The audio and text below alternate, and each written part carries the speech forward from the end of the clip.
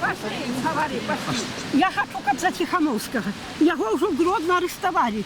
Это ж хороший человек. Ну, демократ. Да сколько ж будет уже мучить у нас это Лукашенко. Хватит 26 лет. Хай иди уже в отставку.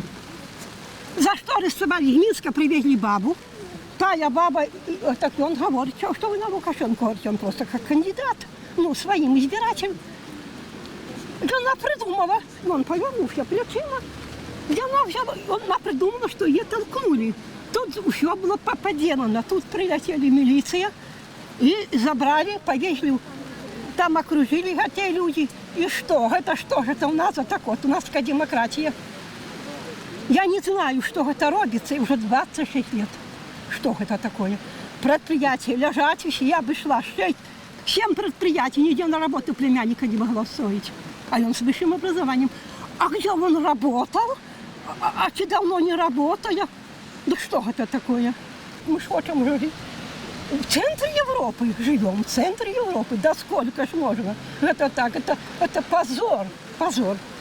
Это ж в этих странах, где мусульмане, так там уже они под 50 годов живут. Ну, як будто вже як Лукашенко помре, так ніякого президента не знайдуть. Ну що, не так? Що я, хлопці, я не можу. Я, знаєте, що я просто не можу. Мне хочется, как достойно жили люди. Пойдешь на работу, мне тебя не берут на работу. Все лежать в этой, на кладбище. Бутылочки валяются, что пьют. Мне один ехал в автобусе и говорил, если бы я получал $1000, 2, все. Хай арестують, хай арестують. Я не боюсь этих арестантов. У милиции на видимости сколько 10 тысяч этих милиционеров.